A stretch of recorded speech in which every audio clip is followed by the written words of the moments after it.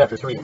Arjuna said, O Janardana, O Kesava, why do you want to engage me in this ghastly warfare if you think that intelligence is better than fruitive work? My intelligence is bewildered by your equivocal instructions. Therefore, please tell me decisively which will be most beneficial for me. The Supreme Personality of Godhead said, O sinless Arjuna, I have already explained that there are two classes of men who try to realize the self. Some are inclined to understand it by empirical philosophical speculation, and others by devotional service.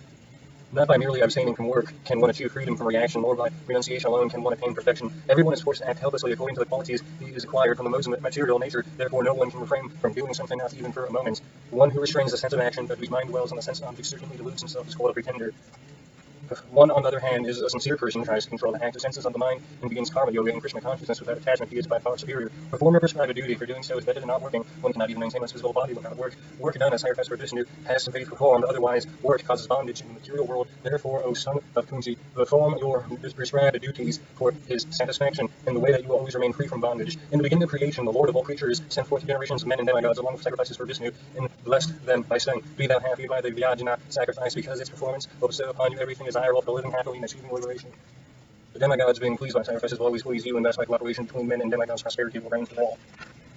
In charge of the various necessities of life, the demigods being satisfied by the performance of Yajna sacrifice will supply all necessities to you. But he who enjoys such gifts without offering them to the demigods is returned certainly a thief. The devotees of the Lord are released from all kinds of sins because they eat food, which is offered first for sacrifice. Others who prepare food for personal sense enjoyment verily eat only sin. All living bodies subsist on food grains, which are produced from rains. Rains are produced by performance of Yajna sacrifice, and Yajna is born of prescribed duties. Regulated activities are prescribed in the Vedas, and the Vedas are directly manifested from the Supreme Personality of Godhead. Consequently, the all-pervading transcendence is eternally situated in the acts of sacrifice. My dear Arjuna, one who does not follow in human life the cycle of sacrifice and established by the Vedas certainly leads a life full of sin, living only for the satisfaction of the senses. Such a person lives in vain. But for one who takes pleasure in the self, whose human life is one of self-realization, and who is satisfied in the self only fully situated, for him there is no duty. A self-realized man has no purpose to fulfill the discharge of his prescribed duties, nor has he any reason not to perform such work, nor has he any need to depend on any other living being. Therefore, having attached to the fruits of activities, one should act as a matter of duty, for by working without attachment one attains the supreme. Kings such as Yahanaka attain perfection solely by performance of prescribed duties. Therefore, just for the sake of educating the people in general, you should perform your work.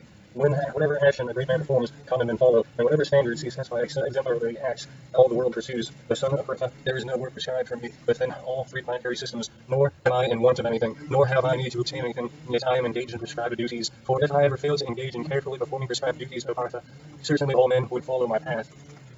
If I did not perform prescribed duties, all these worlds would be put to ruination. I would be the cause of creating unwanted population, and I would thereby destroy the peace of all living beings. As the ear perform their duties with attachment to the results, the learned may similarly act, but without attachment, for sake of the leading people on the right path. So as not to disrupt the minds of ignorant men attached to the fruitive results of prescribed duties, a learned person should not induce them to stop work. Rather, by working in the spirit of the devotion, he should engage them in all sorts of activities for the gradual development of Krishna consciousness. The spirit soul bewildered by the influence of false ego thinks himself the doer of activities that are in actuality carried out by the three modes of material nature. One who is knowledge of absolute truth, O mighty arm, that does not engage himself in the senses and sense gratification, knowing well the differences between work and devotion and for the fruitive results. Bewildered by the modes of material nature, the ignorant fully engage themselves in material activities and become attached, but the wise should not unsettle them, although these duties are inferior due to the performer's lack of knowledge. Therefore, O Arjuna, surrendering all your works unto me with full knowledge of me, without desires for profit, with no claims to proprietorship, and free from lethargy, find. Those persons who execute their duties according to my injunctions and who follow these teachings faithfully without envy become free from bondage of fruitive actions. But those who out of envy disregard these teachings and do not follow them are to be considered bereft of all knowledge, be fooled and ruined, and earn never reprobation. Every man of knowledge acts according to his own nature, for everyone follows the nature he has acquired from three modes within the right impression accomplished. There are principles of regulated attachment and aversion pertaining to the senses and their objects. One should not come under the control of such attachment and aversion because of their stumbling blocks in the path of self-realization. It is far better to discharge one person's prescribed duties, even though faulty, than another duties perfectly. The discretion in the course of performing one's own duties is better than engaging in another's duties, where another's path is dangerous. Arjuna said, O descendants of Vrishni, by what is one impelled to sinful acts, even unwillingly, as if engaged by force? The Supreme Personality of Godhead said, It is lust only, Arjuna, which is one of contact with material mode of passion and nature transformed into wrath, and which is all devouring sin finally of this world. As fire is covered by smoke, as a mirror is covered by dust, or as the embryo is covered by the womb, the living entity is similarly covered by different degrees of his lust. If thus the wise living entity's pure consciousness becomes covered by his eternal enemy in the form of lust, which is never satisfied and which burns like fire. The senses, the mind, and intelligence are the sitting places of this lust. Through them, lust covers the real knowledge of the living entity and bewilders him. Therefore, O Arjuna, this of the Bharatas is the very beginning curve, this very symbol of sin lust, by the regulating the senses and slay this destroyer of knowledge and self-realization. The working senses are superior to the dull master, and mind is higher than the senses. Intelligence is still higher than the mind, and he, the soul, is even higher than the intelligence. Thus, knowing oneself to be transcendental to the material senses, mind, and intelligence, O mighty arm, Arjuna, one should steadily the mind by deliberating spiritual intelligence, Krishna consciousness, and thus by spiritual strength conquer the insatiable enemy known as lust.